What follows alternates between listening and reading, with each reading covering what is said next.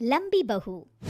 सुजाता बहन का बेटा फौज में था, लंबा चौड़ा हट्टा कट्टा। उसकी शादी होती है सुहानी से। सुहानी की हाइट इतनी लंबी होती है कि सभी गांव वाले हैरान रह जाते हैं।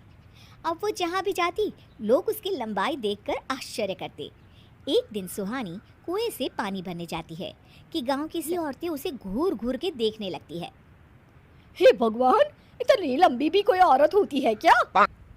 नहीं ना बहन, हमने तो नहीं देखी इतनी लंबी औरत। अरे कहीं ये कोई चुड़ैल वुड़ैल तो नहीं? हाँ हाँ, इतनी लंबी तो चुड़ैल ही होती है। तभी एक औरत उससे कहती है, अरे जरा अपने पैर तो दिखा, कहीं उल्टे तो नहीं है ना? सुहानी ये सब सुनकर परेशान हो जाती है और घर आकर रोने लगती है। तभी उसका पति उसके पास आता है और कहता है, अरे सुहानी, क्या हुआ? क्यों रो रही हो? यहाँ सब मेरी लंबाई का मजाक उड़ाते हैं। वो लोग मुझे चुड़ैल कहकर पुकार रहे थे। क्या मैं चुड़ैल लगती हूँ? सुहानी की बात सुनकर उसके पति को गुस्सा आ जाता है। अरे कौन तुम्हें चुड़ैल बोल रहा है? जरा बताओ मुझे। मैं लंबा हूँ तो मेरी बीवी भी तो लंबी ही होगी ना। और एक बात समझो, वो लोग तुम्हारा मजाक नहीं उड़ाते, बल्कि वो तुमसे जलन महसूस करते हैं कि वो तुम्हारी तरह लंबे नहीं है। सुहानी को समझाकर उसका पति चला जाता है। सुहानी भी थोड़े वक्त के लिए ठीक हो जाती है, लेकिन वो कहीं भी आने जाने से परहेज करने लगती है। एक दिन उसकी सास उसे कहती है, अरे सुहानी बेटा, जरा तैयार हो जा, आज काली के घर कीर्तन है ना, सभी को बुला है, खाना भी वहीं खाना है। नहीं माँ जी, मैं नहीं आऊँगी, मेरी तबीयत ठीक नहीं है, आप चली जाइए।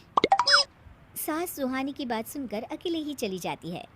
एक दिन फिर सास सुहानी से कह रहे, अरे सुहानी, आज घर में पूजा रख लेती हूँ, तेरे आने के बाद गांव वालों से अच्छे से तुझे मिलवाया भी नहीं। कुछ खाने को ज़्यादा सा बना लेना, गांव की औरतों को प्रसाद बांट देंगे। सास के मुंह से ये बात सुनकर सुहानी परेशान हो जाती है। करती भी तो क्या करती। फिर वो खाने में ढेर सारी पंजीरी और फल काटकर प्रसाद बना लेती है। गांव की कई औरतें सुजाता के बुलावे पर घर आ जाती है, लेकिन जैसे ही सुहानी उन लोगों के साथ आती है, वो लोग उसे देखकर हंसने लगते हैं। अरे सुजाता बहन, ये क्या बहू है या ताड़ का पेड़? इतनी लंबी ये साड़ी कैसे पहन लेती है? तुम्हारे नाप की साड़ी आती है क्या? भाई इतनी भी लंबाई किस काम की है? सभी सुहानी का मजाक उड़ाने लगते हैं, जिससे वो निराश होकर अपने कमरे में चली जाती है। उसके जाने के बाद सारी गांव की औरतें निकलने लगती है।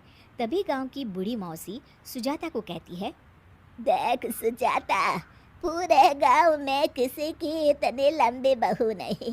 अरे फायदा भी क्या इतनी लंबी लड़की का। वो कहते हैं ना कि बड़ा हुआ तो क्या हुआ, जैसे पेड़ खजूर, पक्षी को छाया नहीं, फल लागे अति दूर।